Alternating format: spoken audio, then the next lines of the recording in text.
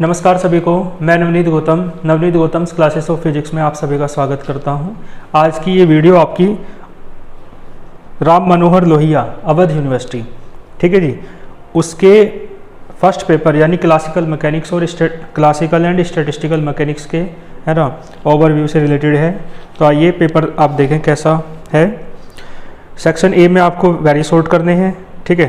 3 number का एक question है, 10 क्वेश्चन करने हैं, सभी अटैम्प्ट करते हैं और 30 नंबर के ये प्रश्न हो जाएंगे आपके, ठीक है। तो पहला क्वेश्चन है what do you understand by constants. Constants क्या होते हैं, ठीक है। तो इस तरीके से आप देख सकते हैं कितना अच्छा क्वेश्चन है। और फिर सेकंड क्वेश्चन है डी एलम्बर्ट का प्रिंसिपल क्या है, उसका एक एप्लीकेशन आपको बताना है। सी क्वेश्चन है आपका जनरलाइज्ड कोऑर्डिनेट्स क्या होते हैं और उन्हें यूज करने के लाभ क्या होते हैं, एडवांटेज ऑफ यूजिंग दैम, ठीक है। डी है आपका एक्सेसिबल माइक्रोस्टेट्स से आप क्या समझते हैं। और आपका जो नेक्स्ट क्वेश्चन है वो है आपका explain the difference between macrostate और माइक्रोस्टेट। मैक्रोस्टेट और माइक्रोस्टेट के बीच अंतर पूछा है। अगले क्वेश्चन में आपसे मीनिंग पूछा है थर्मोडायनेमिकल प्रोबेबिलिटी, यानी उसकी डेफिनेशन आपको लिखनी है। और नेक्स्ट क्वेश्चन में आपसे पूछा है बोल्ट्जमैन कैनोनिकल पार्टीशन फंक्शन, यानी वही बोल्ट्जमैन का जो पार्टीशन फंक्शन था, ठीक है, उसकी डेफिनेशन लिखनी है फॉर्मूले सहित। फिर अगले क्वेश्चन में आपसे पूछा है इनवर्स स्क्वायर लॉ फोर्स क्या होता है, ठीक है जी, यानी ऐसे फोर्स, ये सब मैंने करा रखा है सेंट्रल फोर्स वाली यूनिट में, ठीक है।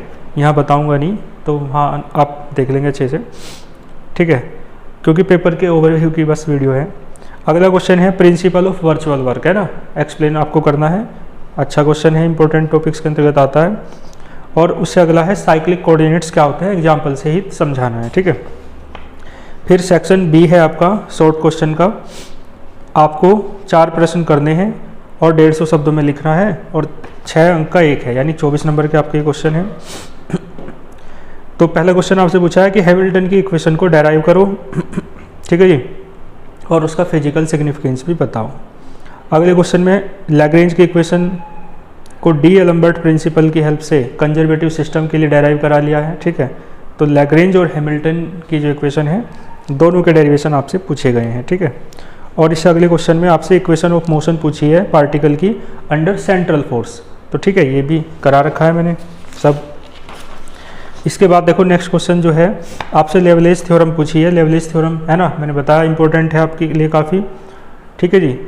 और उसका यूज बताना है स्टडी ऑफ एनसेम्बल्स में, एनसेम्बल की स्टडी में वो किस तरीके से लाभदायक है, ठीक है।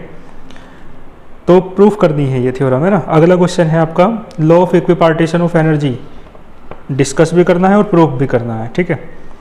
और उससे अगला क्वेश्चन है बोल्ट्जमैन का जो कैनोनिकल डिस्ट्रीब्यूशन लॉ है वो भी आपको करना है, ठीक है, कंप्लीट। फिर नेक्स्ट क्वेश्चन में आपसे कहा क्लासिकल स्टैटिस्टिक्स, फर्मी डिराक और बोस आइंस्टीन, यानी क्लासिकल कौन सी होती है, मैक्सवेल बोल्ट्जमैन वाली, तीनों में आपको अंतर बताना है, ठीक है, करा रखा है मैंने अच्छे से। और इसके बाद है आपका नेक्स्ट क्वेश्चन जो है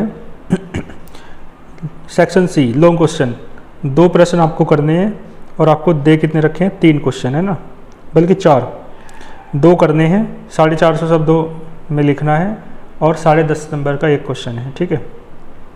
तो आपको बताना है 9th क्वेश्चन क्या है, what do you understand bye canonical, micro canonical और ग्रांड कैनोनिकल एनसेम्बल्स की डेफिनेशन जितना करा रखा है उतना अच्छे से कर देना है, ठीक है।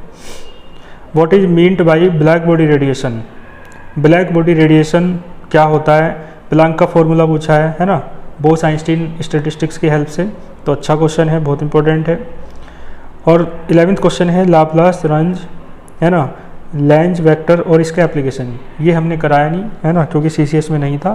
तो आप लोग और यूनिवर्सिटी कोई तो इसे देख लेना, है ना, बाकी CCS में ये नहीं है। अगला क्वेश्चन जो है 12th है और कम्यूटेटर भी जो टॉपिक है वो CCS में नहीं है, ठीक है।